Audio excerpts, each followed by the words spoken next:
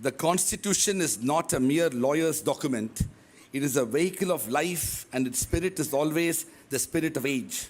The core of constitutional morality is respect for human dignity.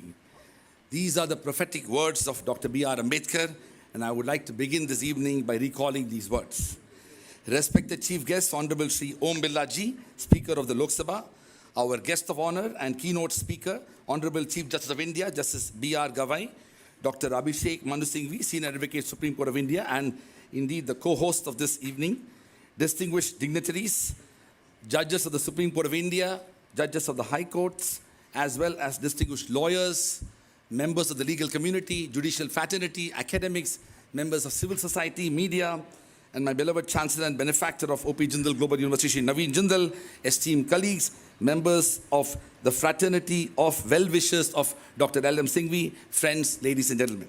It is my singular honor to welcome you all to the 11th Dr. L.M. Singhvi Memorial Lecture, a solemn yet celebratory occasion that binds us together in memory, reflection, and inspiration. There are moments in public life when remembrance becomes renewal. This memorial lecture is not merely an event. It is an invocation of ideals. As Dr. L.M. Singhvi reminded us, I quote, democracy is not just a system of governance, it is a culture of the human spirit, unquote. Today, as we gather to deliberate upon the theme, human dignity as the soul of the Constitution, judicial reforms in the 21st century, we reaffirm that the Constitution lives most fully, not in its text, but in the dignity it confers upon every citizen. We are truly privileged this evening, Shri Om Birla Ji, as Speaker of the Lok Sabha. Your stewardship enriches our democratic discourse. Your presence anchors debate in civility and principle. Honorable Chief Justice of India, Justice B.R. Gavai, your gracious acceptance to deliver tonight's lecture brings profound judicial insight and dignity to our gathering. I particularly want to recognize the presence of the Honorable and Learned Attorney General for India, Dr. R. Venkataramani, the distinguished Solicitor General of India, Shri Mr. Tushar Mehta, and all other law officers who have taken the time out to be present with us on this occasion. I also want to particularly recognize the fact that today we are also paying tribute to the Constitution. Shri Naveen Jindal had conceived the idea of building a world-class university here in Sonipat, Haryana, and along with it, last year, he also conceived the idea of building India's first Constitution Museum and the Rights and Freedoms Academy, inaugurated by the presence of the Honorable Speaker of the Lok Sabha, Shri Om Birla Ji, Union Law Minister, Shri Arjun Megwal Ji, as well as 8 distinguished judges of the Supreme Court of India to mark the 75th anniversary of the adoption of the Constitution. We gather today in memory of Dr. Lakshmi Mal Singhvi, a thinker, diplomat, jurist, parliamentarian, interfaith exponent, cultural custodian, and visionary. He embodied moral courage, intellectual depth, and civilizational grace. This evening, I would like to reflect more fully on the 5 facets of his legacy, each profound in its reach and enduring in its impact. First, Dr. L.M. Singhvi as a scholar-statesman. Dr. Singhvi's blend of brilliance and humility set him apart. A gold medalist from Allahabad University, an LLM from Harvard Law School, an LLD from Cornell University, he was Rajasthan's first Rotary scholar overseas. His legal prowess made him a senior advocate at the Supreme Court and later an Advocate General of Rajasthan. Yet, beyond accolades, he wielded learning with modesty, infusing parliamentary and courtroom discourse with moral clarity and intellectual rigor. Dr. L.M. Singhvi as India's voice to the world. As India's High Commissioner to the United Kingdom from 1991 to 1997, the longest-serving diplomat in the UK, Dr. Singhvi articulated Indian values on the world stage with grace and substance.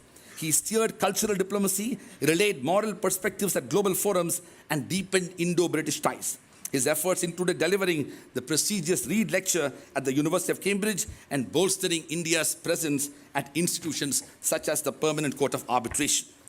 Third, Dr. L.M. Singhvi as the architect of interfaith harmony. In an era marked by all kinds of divisions around the world, Dr. Singhvi championed unity.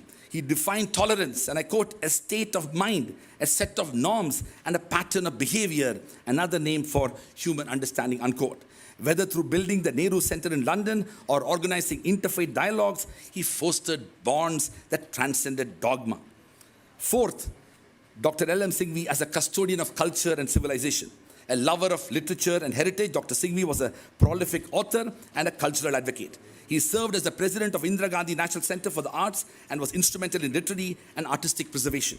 He penned works such as A Tale of Three Cities, Democracy and Rule of Law, and the Jain temples in India and around the world, blending narrative with reflection and a scholarship with soul. 5. Dr. L.M. Singhvi as champion of human rights and dignity. Dr. Singhvi's belief in law as a moral force defined his public life. He influenced legal reforms, advocated for the creation of Lokpal and Lok Ayukta, and helped shape India's National Human Rights Commission. His writings and speeches reminded us law must be anchored in justice, rights in righteousness. Together, these 5 dimensions reveal a truth. Dr. L.M. Singhvi was not merely distinguished, he was a moral compass, a constitutional visionary, and a cultural ambassador whose legacy continues to guide and uplift. On behalf of all present, I would like to extend my profound thanks and appreciation to Dr. Abhishek Manu Singhvi for endowing and benefacting this lecture series at OP Jindal Global University. Through his devotion and generosity, his father's legacy continues to inspire and transform future generations of jurists, academicians, and citizens. Friends, as we light the lamp this evening, let it be more than tradition. Let it be a beacon of remembrance and renewal, a reminder that justice, culture, and law are intertwined, luminous threads of our shared humanity. Let me now close with another timeless insight from Dr. B.R. Ambedkar from his Grammar of Anarchy speech delivered on 25th November 1949. Quote, "If we wish to maintain democracy, not merely in form, but also in fact, we must hold fast to constitutional methods. It means we must abandon the bloody methods of revolution. These methods are nothing but the grammar of anarchy, and the sooner they are abandoned, the better for us," unquote. In these words lies our guiding compass, affirming that dignity and progress are born not of upheaval, but of faith in institutions, non-violence, and constitutional strength. As a law professor, I am typically used to writing prose, but there are very rare moments in life I end up writing poetry, and I have written a short poetry on this occasion. And it goes, "In memory's gentle blow, his spirit still endures. Dr. Singhvi's noble truth our purpose reassures.